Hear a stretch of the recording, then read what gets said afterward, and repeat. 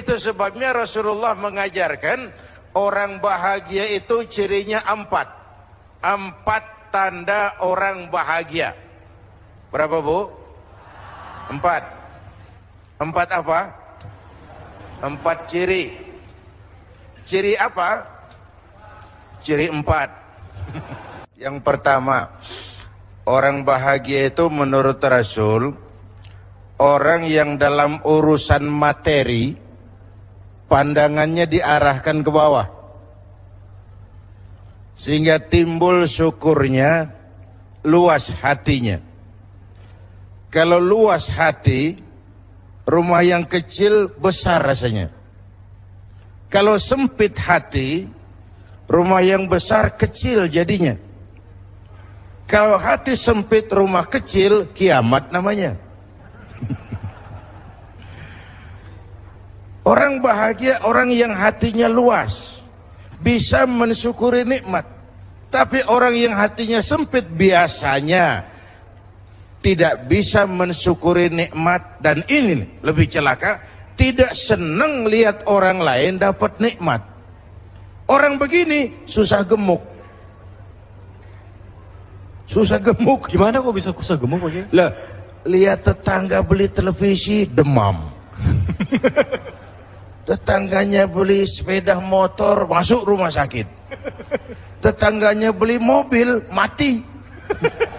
Disiksa oleh perasaannya sendiri. Orang kalau sudah nggak bisa mensyukuri nikmat dan tidak senang lihat orang lain dapat nikmat, disiksa oleh perasaannya sendiri. Dan orang kayak gitu ya susah gemuk dong. Dalam materi orang lihat ke bawah, timbul syukurnya. Syukur kita punya mobil, tetangga sebelah cuman punya motor. Syukur kita punya motor, tetangga sebelah cuma jalan kaki. Syukur kita bisa jalan kaki, tetangga sebelah setruk. Bertahun-tahun gak kemana-mana. Yang setruk alhamdulillah masih hidup. Tetangga sebelah kemarin pulang gak balik lagi. Mensyukuri nikmat. Tapi kalau dibalik, materi lihat ke atas, kapanlah awak nih mau bersyukur?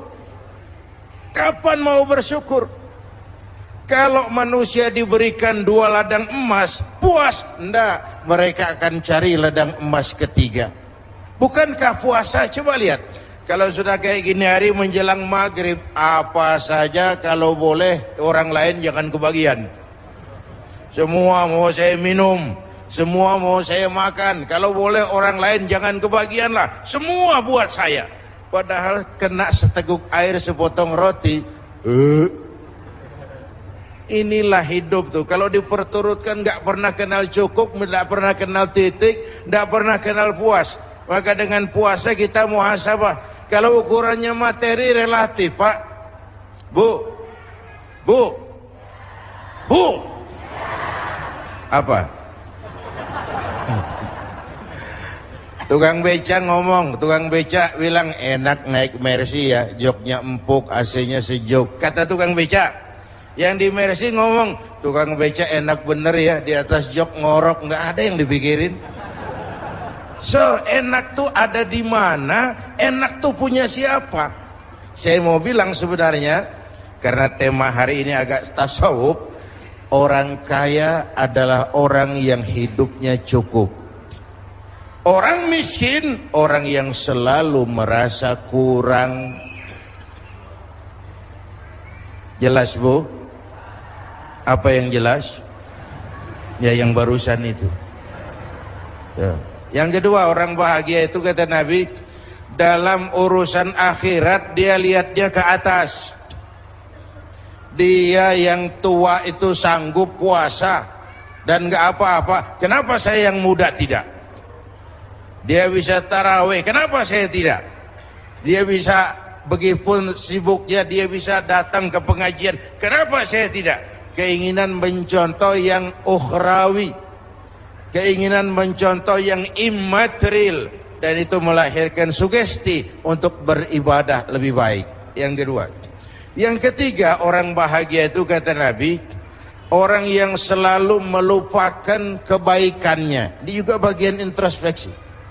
Orang yang kalau berbuat baik, dia ikhlaskan, nggak pernah diingat-ingat, dia lupakan, dia anggap dirinya belum pernah berbuat baik. Sehingga kalau ada kebaikan dia tidak bisa ikut, dia merasa sangat rugi. Lawanannya orang celaka, orang yang selalu mengingat kebaikannya, menepuk dada, menghitung jasa. Tuh kalau nggak saya tuh, itu kalau nggak saya, itu kalau nggak saya. Emang kalau nggak lu kenapa sih? Selalu kalau nggak saya, kalau nggak saya, kalau nggak saya. Orang yang suka menepuk-nepuk dada itu biasanya orang yang nggak percaya diri, Pak. Yang ketiga, orang bahagia itu, yang keempat maksud saya, orang yang selalu ingat kesalahan yang dia lakukan. Nah, ini juga bagian introspeksi. Sehingga kalau akan berbuat salah yang baru, kemarin aja udah 3 keranjang, ini nambah lagi, bagaimana nanti di padang mahsyar. Ini bagian dari introspeksi. Orang yang selalu mengingat kesalahan yang pernah dia lakukan, sehingga apabila akan melakukan kesalahan baru, itu lebih jadi langkah preventif buat dia.